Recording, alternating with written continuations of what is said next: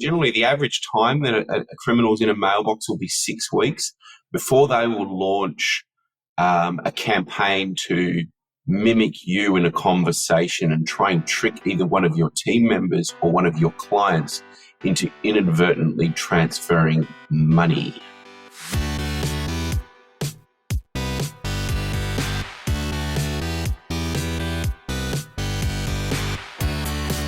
You're listening to The Successful Bookkeeper with your host, Michael Palmer. Listen each week as inspiring guests share their secrets of success to help you increase your confidence, work smarter, and build a business you love. This episode of The Successful Bookkeeper is brought to you by PureBookkeeping.com, the proven system to grow your bookkeeping business.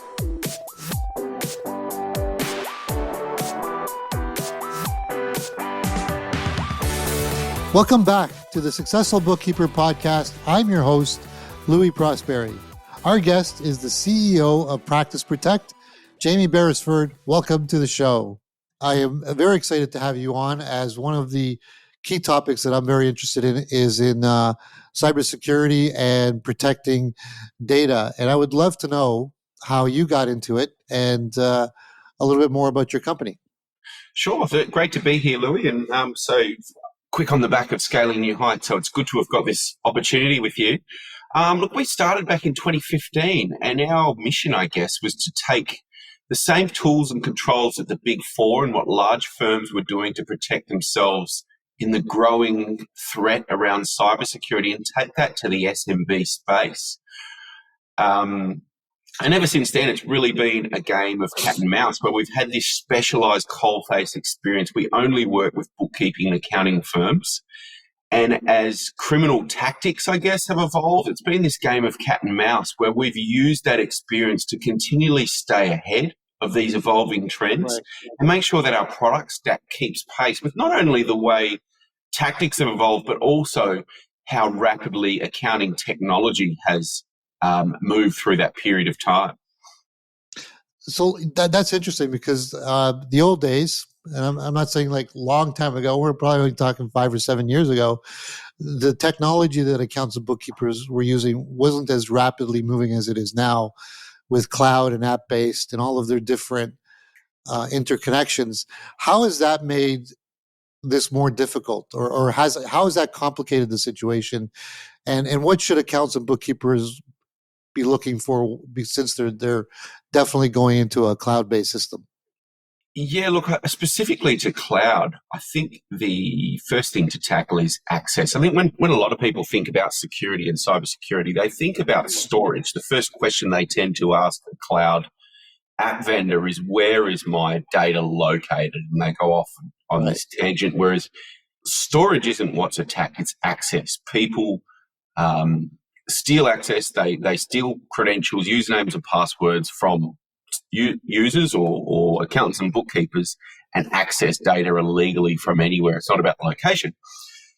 To answer that question, and why that's contextual for your question, is when you have cloud applications, all of a sudden you have all these multiple identities. Back in the day when everything was neatly tucked behind a server, you had one single set of credentials that you logged into, and you clicked on that icon on your desktop and you went to all your applications through that desktop or through that hosted server. Yeah. When everything's now in a browser, which is far more convenient, far more accessible, and it's enabled so much more productivity to the profession, you've all of a sudden got an identity for all of the different applications that you use, Bill.com, Ignition, or Dext, all of whatever applications you're using in your firm. And it introduces this app sprawl or this password sprawl. And managing that and centralizing that into one single sign-on environment is really where firms need to focus when it comes to protecting access to those applications. So how does that work? Like, I find that's probably something that we don't really focus on enough, because technically you're absolutely right. When someone says we protect data, right, the first thing, okay, so you do backup, right? But that's not what we're talking about here at all. I know that's one of the functions that your firm provides, but that's not where the real value is. It's protecting access. And how do you go about protecting access, Jamie? How do you guys do it? Sure, at a simple level. So we have integrations with accounting applications. And so instead of, I guess, from a firm perspective, when you have a new team member, whether they're in office, remote, or even offshore, instead of giving them an identity or usernames and passwords to each different application, those usernames and passwords and that access Right. is securely protected in the back of our platform, and you give those team members one single identity or one single set of credentials that's protected by multi-factor, has location control, has logging, so the firm owner has visibility, and that one single set of credentials is essentially that person's gateway to everything. Right. They don't have access to the passwords to all of the different applications. Now, that only gives the firm a much more consolidated amount of control, I guess, and security around that login. But it also gives that team member an easier way to access. Once they log in, they have a single pane of glass where they can see all of the applications, whether they're internal firm apps or whether they're client applications, one single pane of glass to access everything. And then also it allows much more granular control, especially if a team member's leaving. You're not having to go through and figure out what they had access to, especially if they're shared apps with other team members. You don't have to kind of go and reset passwords to all of those apps. You can disable one account and that team member no longer has access to anything.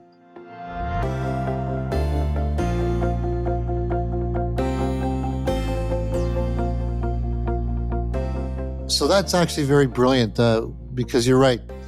On a personal level, I already have like 10 or 15 different passwords. And when you're in a business environment, not only do you have 10 or 15 or 30, right?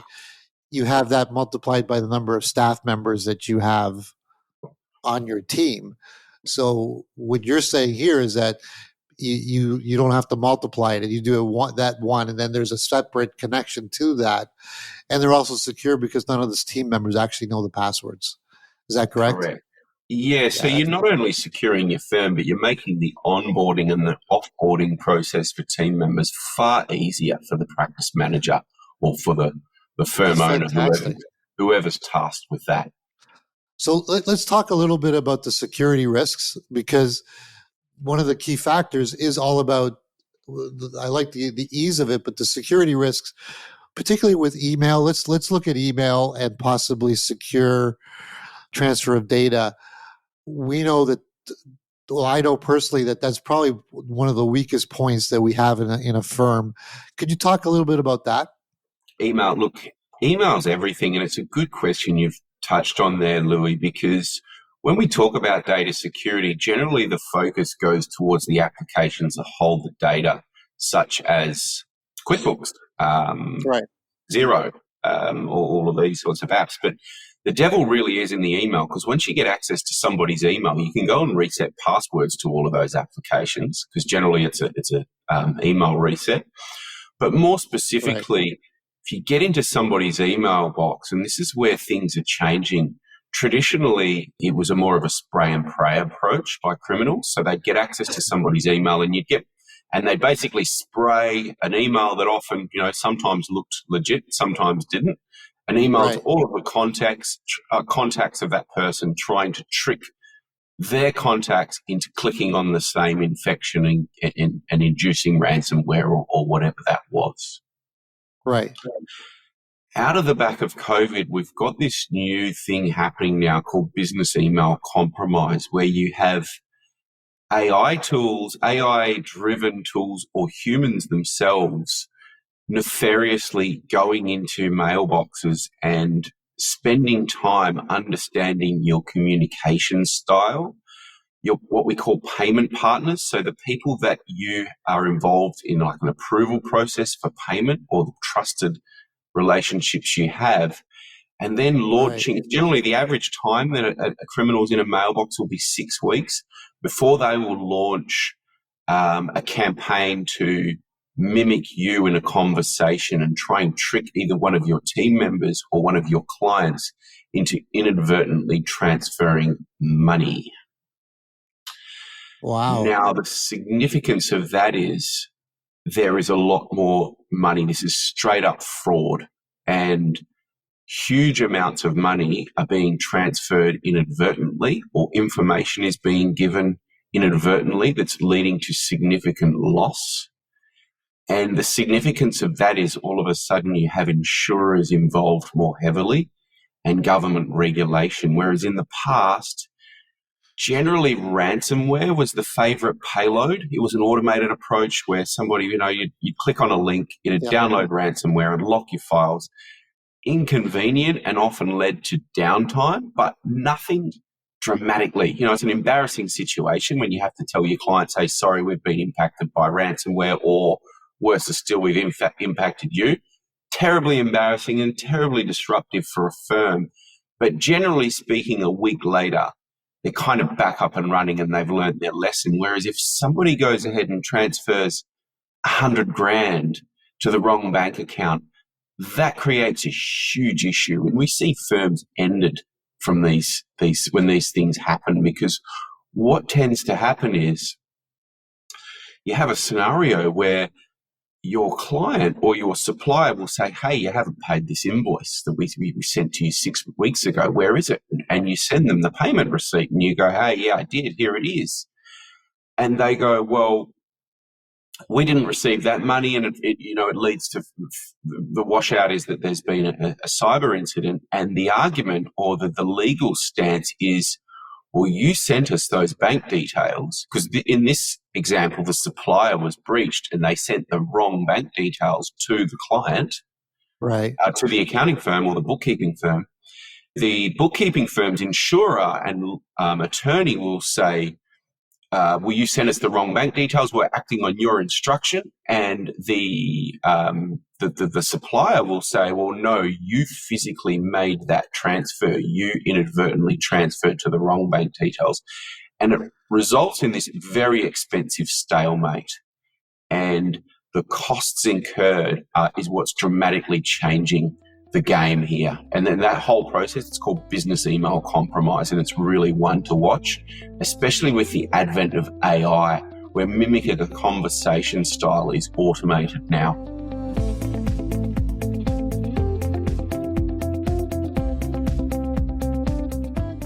So that's interesting, because I was not aware of, and I think a lot of people, I'm sure when your team talks to accountants, they weren't aware that they could be compromised for a matter of weeks or even a month and a half or 2 months prior to the bad guys, let's put them bad guys, start utilizing that information. You're normally thinking that when they hack you, they immediately cause havoc, which is, I think, the ransomware side. So that's very interesting. Once they're in, is there any way to find out that they're in? Is there a way to know that they're in the background, or are you done at that point? Look, if you have something like Practice Protect, there will be an alert. So we have location control and alerting around. So if somebody's trying to access your systems from an irregular location, or via a common VPN service, an alert, you will have a notification. But generally speaking, these guys have really sophisticated ways of covering their tracks. For example, they monitor mail delivery. So they'll sit there and they'll set a rule in your email system so that when you go to send an email, it'll sit in your outbox for a period of time so that they have time to read it and have a look and potentially modify it if it's an invoice.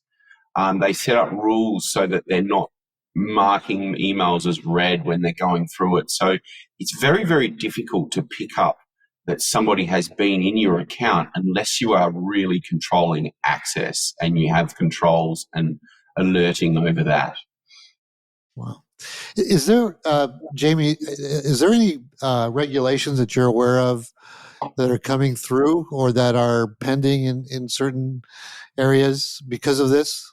Yes, so there's a lot happening in that. So obviously the FTC safeguard rules were launched on June 9th, and that is a very clear set of guidelines that all finance companies must abide by. And that's going to And fall. I'm assuming bookkeepers and accounts are under that. Correct. Now, the way that works is anybody with 5,000 or more contact records, including the contacts of those contacts. For example, if you have a database of 100 clients and suppliers, and one of those clients who you hold sensitive data for has 4,901 contacts, the legislation applies to you. So it's very difficult to kind of duck underneath the legislation because you need to guarantee that all of your contacts have less than a collective of 5,000 contacts. Yeah, and that's very hard to do because it's almost impossible. Yeah, definitely.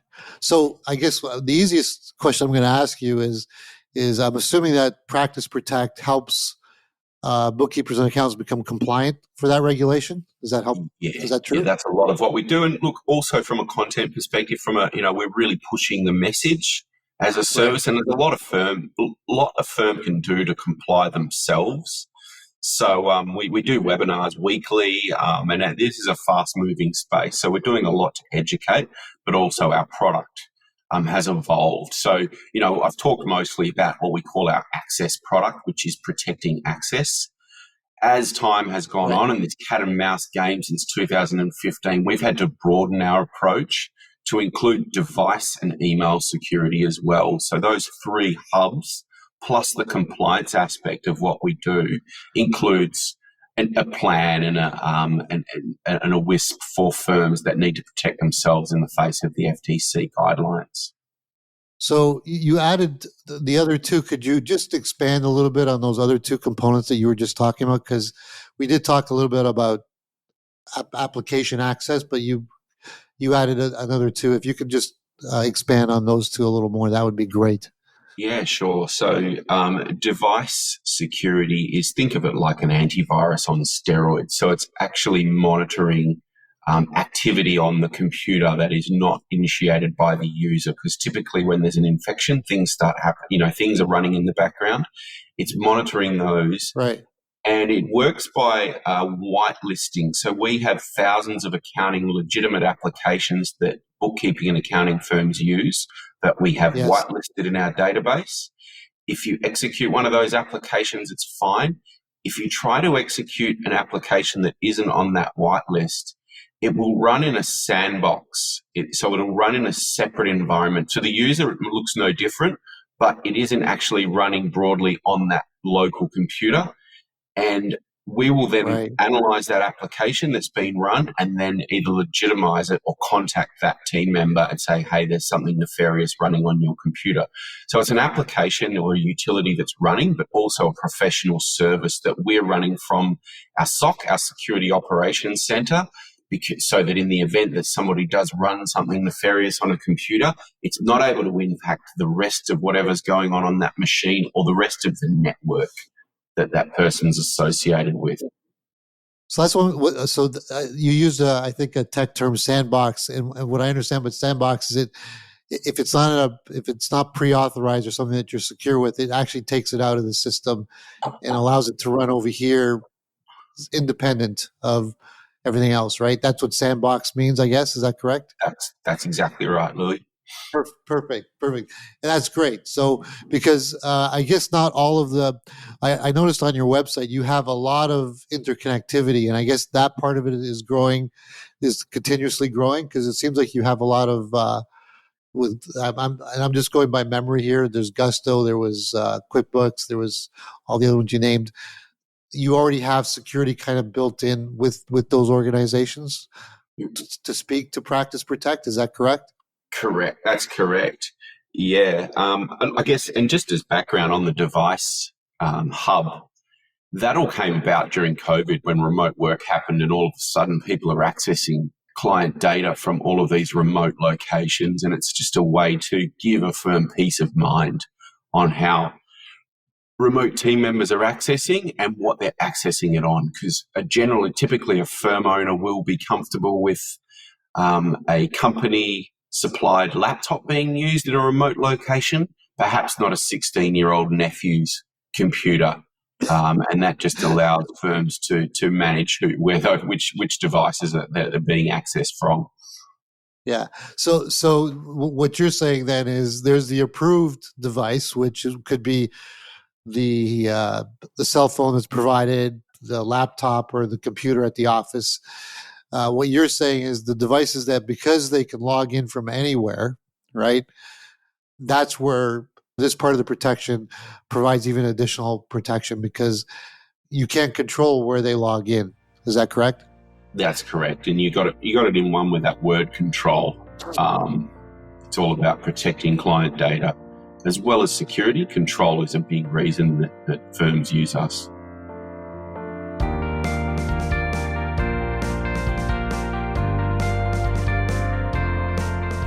And the last one, which probably is always the first question, is backup. So, with regards to Practice Protect, there's interesting backup, right? Like, because like you have backup from a server, but now we're talking about backup possibly from different applications. How does that work? Yeah, sure. Well, look, as long as it's in the cloud, it can be backed up. When we get into trouble, or when firms tend to have issues, is when somebody's storing sensitive data on a desktop, which is fine, provided it's synchronized to a cloud storage application like the boxes or the drop boxes, SharePoint, Google Drive. All of those things can be backed up once it's online.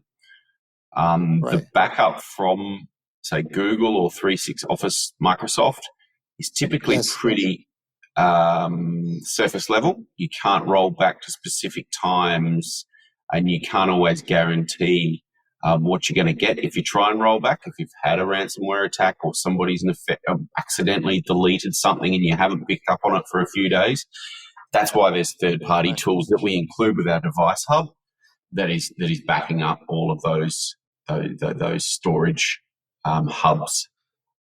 So what you also allow, which is what I was thinking about, was, you're right. Some, like, all of the apps do have some sort of backup, but it could be just real time backup. There's no historical backup. So if something gets corrupted today and it wasn't corrupted 3 days ago or a month ago, you can't get access to that. I'm assuming your backup capabilities allows you to do that type of retrieval. Correct. Is that correct? Yeah, we'll have a longer restore point in a chronological time where you can go back much further. It's often not until, it can be months when somebody, or sometimes it can be a year. You might touch some annual tax prep documents annually, and you can't find last year's, and you realize it was removed 6 months ago, and you have to roll back. Well, that's great. This has been fantastic. What things that someone should do, like, is there a specific size of organization that needs to look at it, or should anybody, like a one man or a contract person, utilize your product, or what should they do? Like, at what level should you initiate this type of security? Sure. Look, we typically deal with firms under 100 team members. The vast majority of our clients are under 25 staff. We're designed, like I said at the start of the conversation, we're all about bringing enterprise controls to the SMB, and by specializing as America's largest cybersecurity provider to the profession, we've been able to refine our services and sharpen our model around those specialist requirements around accounting and bookkeeping applications. We do an accounting security consultation, which is a 30-minute consult with one of our cybersecurity consultants. We'll look at the applications that you use in your firm, your working practices, where your team members are located, whether they're offshore, in-house, what endpoints, what devices you're using, and provide some advice on what you can do. Now, some of that will be things that a firm can go away and do themselves, and we will also provide a demo of our platform, obviously, and recommend which hubs could be a solution to the problems that we've uncovered in your firm. And it sounds to me like this is very custom. It seems like you do this per organization, or do you have specific models that are designed for, like, maybe organizations that are under 5 or 10, or you can't do that because of how diverse each company is? Oh, look, by having that specialization where we only work with accountants, we understand, there's variations, but generally speaking, most accounting firms are using the standard application stack and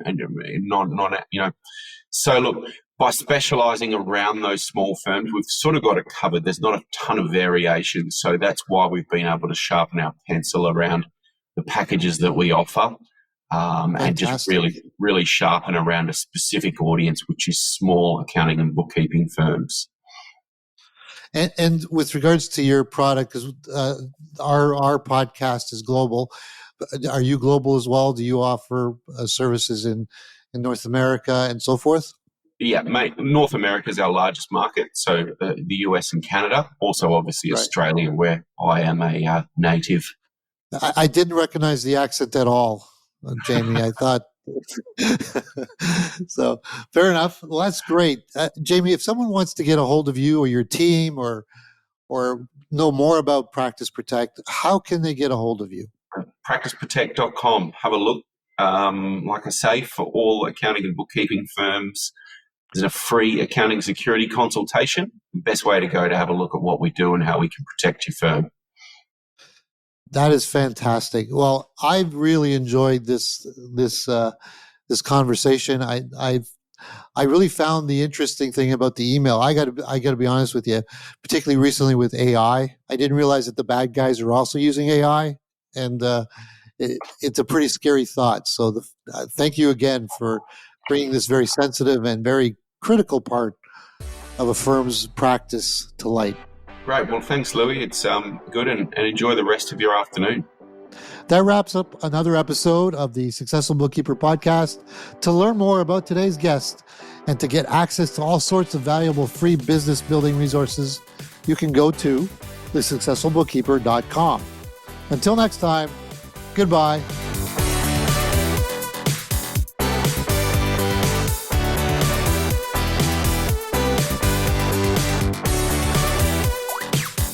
You've been listening to The Successful Bookkeeper with Michael Palmer. For more information and to download the resources mentioned in this episode, please visit us at thesuccessfulbookkeeper.com. Thank you for listening.